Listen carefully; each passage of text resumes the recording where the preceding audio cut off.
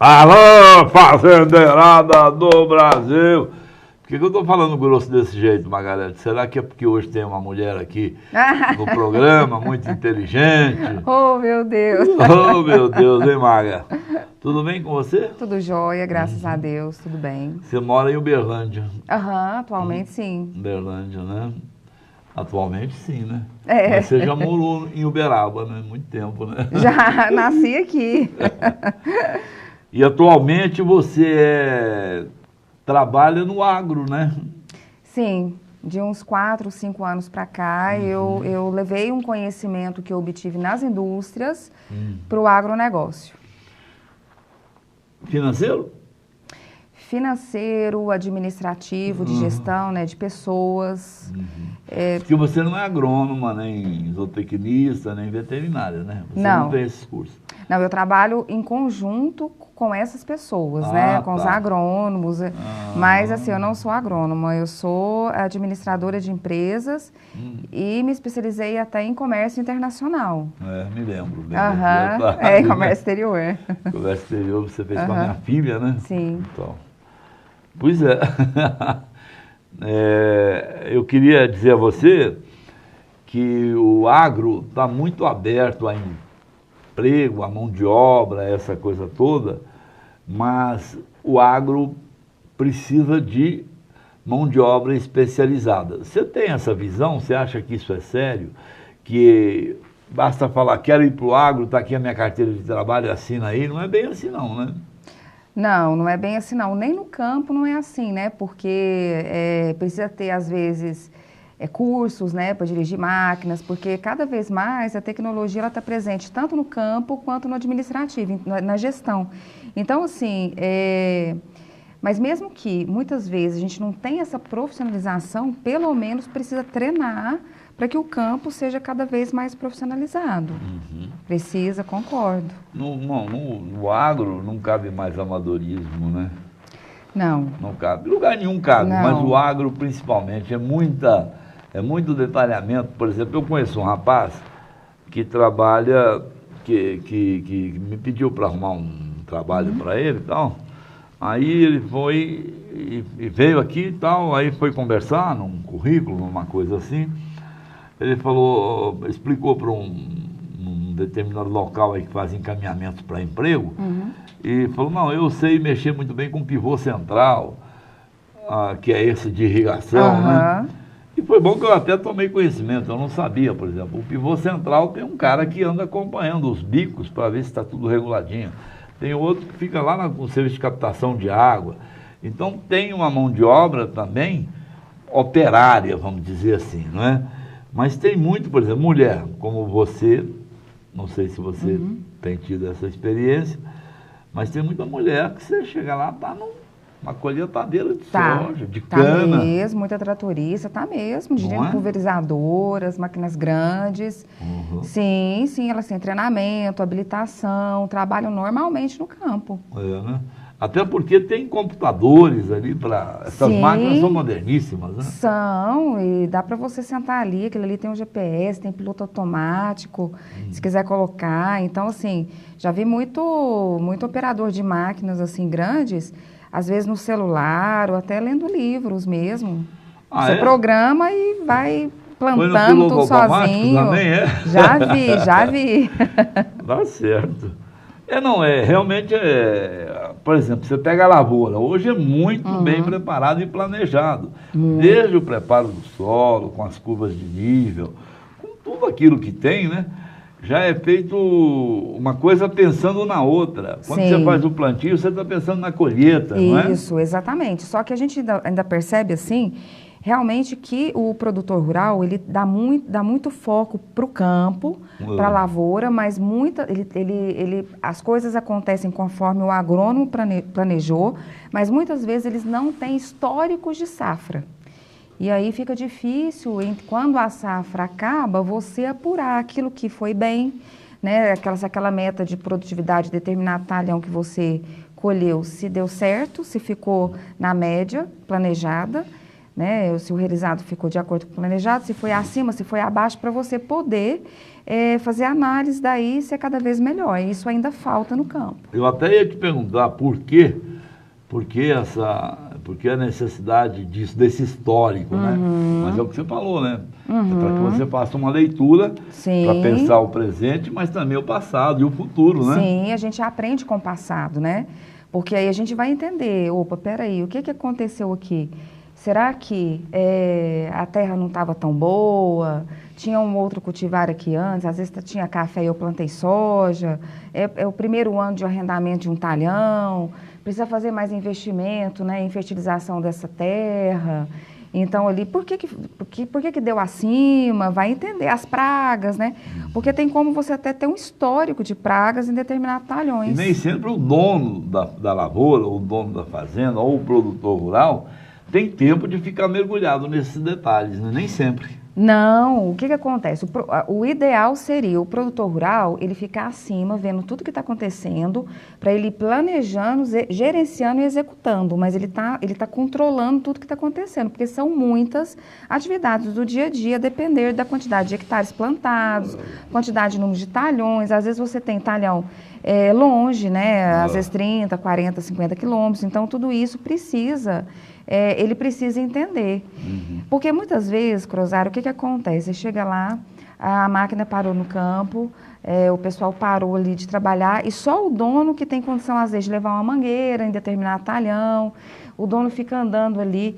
Mas eu acho um desperdício muito grande o dono ficar muito operacional, sabe? Eu sei que o dono gosta, que o fazendeiro gosta de andar na fazenda, de fazer a ronda, de verificar o que precisa. Ele naturalmente é um cara do campo, ele gosta, mas ele tem que entender planejamento, números, saber delegar funções.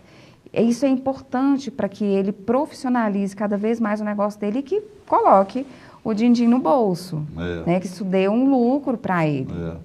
Din-din no bolso é importante, né, Margarete? Din-din no bolso é primordial, por mais que ele tenha o sonho de estar ali, que ele eu escuto muito produtor falar assim para mim, mas se eu for colocar até depreciação nessa conta aqui, eu não vou plantar. Eu escuto muito. Maga, deixa eu chamar aqui o intervalo, que aliás estamos um pouco atrasados, e daqui a pouco a gente volta, pode? De volta com o programa Zebu para o Mundo. Ô, Margarete, o mundo vai andando para frente, né? A gente dá uma olhada assim, uma espiadinha, e pena que a gente não pode olhar só para trás, né?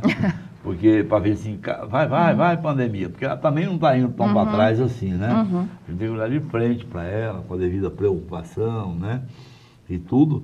Mas eu vou te falar uma coisa, você já pensou no seu... Gente, para quem acaba de chegar no canal, essa moça aqui, a Margarete, Margarete Sene, e ela é profissional da área de apoio em gestão, é isso? Exatamente. Você dá esse tipo de consultoria, não é? Sim, gestão, processos, treinamento de pessoas. Pego a minha propriedade, a minha fazenda, a minha atividade rural e falo, Margarete, eu estou funcionando assim, ó. Eu tenho aqui o engenheiro agrônomo, eu tenho aqui o veterinário, eu tenho aqui... Vamos dar uma olhada se tudo aqui está certo, se eu posso melhorar o negócio, onde é que eu posso ganhar um pouco mais para justificar os investimentos que eu tenho que fazer. Porque uma máquina, por exemplo, uma colheitadeira dessas modernas é para lá de 1 milhão, não é? Exatamente. É caro, né, Margarete? Muito caro. Assim, o dia a dia do produtor rural é muito caro. Então, assim, e ele trabalha muito. E, por vezes, se ele não gerir o negócio dele, todo mundo nessa cadeia ali, né, produtiva, vai ganhar dinheiro, exceto ele. Ele não vai. Não, e ele trabalha muito lá no campo, junto da colheitadeira. Trabalha muito no campo, Muitas vezes engolindo pó também, né? Sim, ali junto. Vem a poeira, né? E assim, o produtor rural, ele sente quando ele precisa melhorar, porque a gente tem diversos níveis de gestão, né? Tem aquele que não tem nada, que ele não tem nenhuma planilha Excel, que ele nem anota, né, que ele não tem nenhum fluxo de caixa, tudo que sai, tudo que entra da conta dele. Tem aquele que está misturado, né, com as contas ali pessoais, né, e da fazenda, que aquilo ali vira uma bagunça. Então, ele vai perdendo o controle. Então, muitas vezes, a gente tem produtor rural que vai quebrar, que já quebrou, mas que ainda nem sabe. Então, ele sente quando ele precisa chamar um consultor de gestão, ele sabe quando ele precisa. Tem essa palavra quebrar dentro do agronegócio? Dizem que o agronegócio é tão bom, mas tem cara que quebra no agronegócio? Tem, eu já vi muitos. Se ele começa muito a financiar demais, a depender muito do capital de terceiros, capital de revenda, capital de banco, e ele não tem um controle financeiro em cima disso, ele vai virando uma bola de neve e vai ficar na mercê de mercados, né? Porque da mesma forma que tudo depende muito da Bolsa de Chicago, mas que de repente os preços sobem, os preços dos insumos também sobem junto, né? Então, assim, é preciso saber comercializar, é um negócio de alto risco, né, Crozara, que, assim, fazenda é uma exuberância divina, né? Tem praga, tem chuva. Por que você chama exuberância divina? Porque imagina chuva, coisas que você não controla, vem uma safrinha. Pois é, mas no meio a todos esses imprevistos, vocês ainda falam muito em agricultura de precisão. Sim. Precisa justamente para minimizar esses riscos do campo, né? Ah, não choveu, né? Então, peraí, eu preciso usar uma soja, uma semente mais resistente.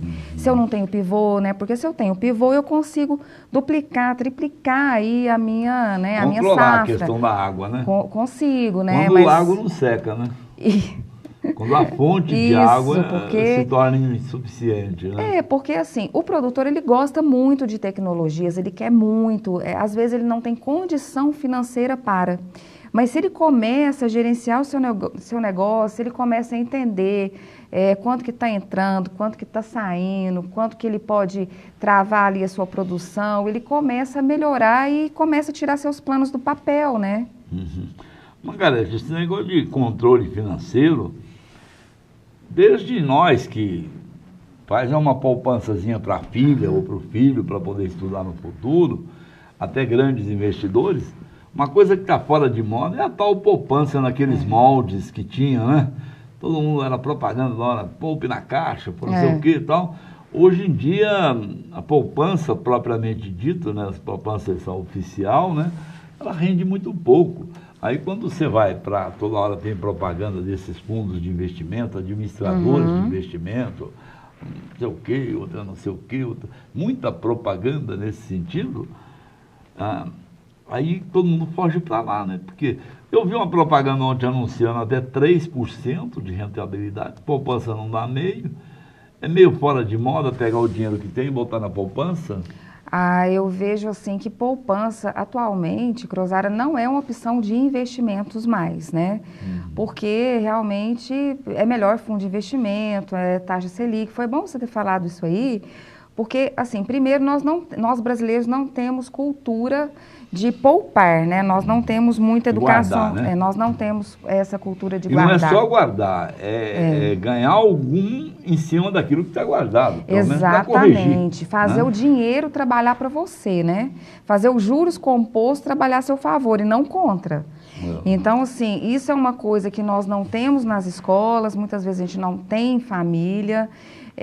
O produtor rural, algumas vezes, ele herda a propriedade da família, ele continua fazendo tudo igual ao que seus antecessores fizeram, porque assim, seria ideal o produtor rural ter uma reserva de emergência, né? Ter um seguro para sua safra ali, aconteceu alguma coisa, eu perdi minha safra toda, poxa, isso aqui não vai me abalar, eu continuo tendo um dinheiro ali. A reserva de emergência, ela precisa estar em fundos onde eu posso tirar e não vou perder tanto, né? Eu preciso ter maior liquidez.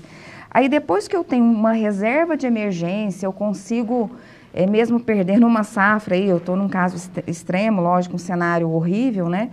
Mas eu tenho capital, eu tenho dinheiro para continuar. E aí eu posso ir para opções melhores de investimento, que seria um outro nível aí, um nível mais avançado já que o fazendeiro já entende, ele já tem várias opções de investimento, né? Fico olhando para você assim... mais rentáveis. E fico pensando, né? Você tem amigas, né? E pessoas do sexo feminino querendo vir para o agronegócio, como quer ir para qualquer... Você tem hoje moças aí bem formadas, fazendo concurso para delegada de polícia, para a própria polícia, tudo, mas tem muita engenheira agrônoma, tem muita veterinária, zootecnista chegando para o agro, né? Aí você pode até dizer assim, não, mas é uma coisa sofrida, né? Você crescer nisso, né? Todo lugar saiu da faculdade, tem que praticamente enfrentar uma guerra até se colocar no mercado, não é assim, Maga? A gente tem que ser forte perante as coisas que acontecem na vida da gente, né? Porque, assim, a gente sai, enquanto você está na faculdade, você tem aquilo ali, muitas vezes, eu já dei aula muitos anos para a faculdade, eu sempre falei muito para meus alunos assim, olha, nós estamos num ambiente protegido. Aqui nós podemos errar, nós podemos apresentar um trabalho, a gente pode gaguejar. Quando você vai para o mercado, cruzar é diferente, porque aí é vida real, né? Então, assim, você está gerenciando uma propriedade rural. Não que você não possa errar, você vai errar porque você é humano. Mas, às vezes, ali, se você perde, né? Perde um talhão ou perde uma produção, às vezes é difícil para você recuperar. Né? Se você está, por exemplo, assim, numa medicina, qualquer erro médico, você perde uma vida. Né? Então, assim, numa empresa também, a gente sabe que está todo mundo com margem de lucro muito apertado. Então, não dá muito para... Erra, mas você tem que errar rápido, aprender com o seu erro e ir para frente, né? Não ficar pedindo muitas desculpas pelo erro, não, porque você perde tempo, né?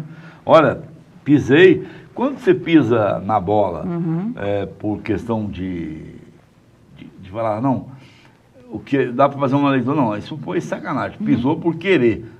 É uma situação, mas quando vê que foi uma coisa involuntária, as pessoas entendem que dali para frente vem os acertos, né? Sim. Faz parte, né? Faz parte, todos nós somos humanos, né? A gente senta ali, vamos falar, vamos planejar a safra do ano que vem. Não, peraí, mas vamos fechar essa safra, ou a safrinha, vamos entender o que foi de positivo e o que poderia melhorar. Isso é normal em qualquer situação. Legal, Margarete. Bom conversar com você. Bom falar sobre agro. Bom falar sobre plantação. Bom falar sobre criação. Bom falar sobre tudo que acontece debaixo desse sol, né? Que às vezes é bastante forte, e desse céu que é imensamente azul, ou que de vez em quando vem lá um temporal e a gente tem que se cuidar. Mas tudo isso é agro, tudo isso é estar aqui exposto ao campo, né? A gente faz isso com prazer, né? Eu adoro pequenos detalhes do agro, eu adoro ir na minha horta pegar um pé de rúcula, de alface, e comer aquela salada na hora do almoço. Isso é um gestinho pequeno.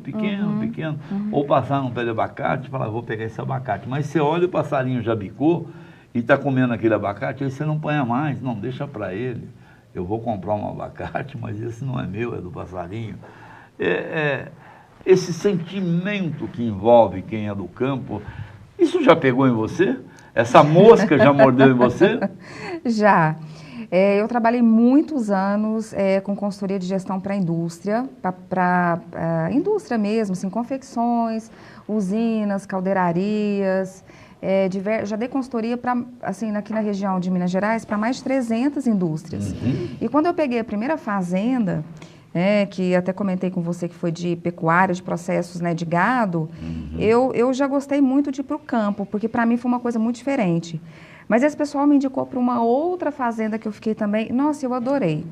Eu adorei andar no sol, eu adorei andar no campo, adorei andar na natureza, os bichinhos. Mas eu vou chamar um comercial aqui, porque já estão me dando bronca, acredita? Eu sou o cara que leva mais bronca aqui nesse canal do Boi. Alô, de volta aqui, ô Margarete, que legal ficar falando sobre natureza, ficar falando sobre isso que a gente estava falando, mas tem a hora que você tem que realmente fazer conta. Vou plantar soja num primeiro momento, depois que eu tirar a soja, eu vou plantar o milho, safrinha ou o sorgo.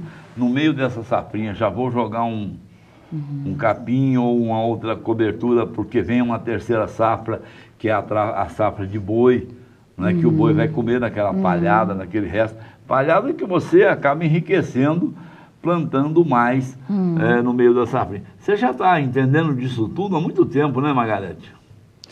Então, acaba que a gente trabalha com a gestão do campo e você vai entendendo, sim, né? Muita matemática aí dos agrônomos, né? Mas normalmente é regra de 3, é percentual. Então, assim, quanto que coloca aqui na calda tal, quantos litros por hectare, tonelada. A gente vai assim, entendendo o campo e vai analisando para tomadas de decisões mais assertivas e mais lucrativas. E tem tecnologia para ajudar nisso, né? Muito. Eu gosto muito de utilizar sistemas de gestão. Eu penso que facilita muito. Não, você falou aí em composição da calda. A calda é para pulverização, pelo que eu entendi, não é? Isso. Se você erra colocando a mais que precisa, é um desperdício. Sim. Se você coloca menos, pode ser que não consiga o efeito desejado, né? Exatamente. E os produtos, eles são muito caros, né, Cruzar? O dia a dia do produtor, ele é caro. Ainda mais então, quanto mais avança agora que esses produtos são mais ecologicamente corretos, vamos dizer assim, né? Muitos biológicos, mais biológicos e tal. Isso não é fácil cuidar disso, né? Cuidar de uma agricultura ou de uma pecuária mais correta no sentido do meio ambiente, inclusive, e tudo, né? Sua cabeça passa por isso aí também? Passa, tem que passar, né? Sim. Muitas fazendas, muitas propriedades rurais já estão implantando biofábricas, os biológicos, né? Até também para diminuição de custos e maior margem, né, de lucro. Tem isso, é verdade. Também, mas também porque uma agricultura mais sustentável. Tchau, mulher! Obrigado. Aqui termina mais um programa Zebu para o Mundo. Olha, eu nunca arregacei uma manga tão depressa quando a mulher falou, toma sua vacina.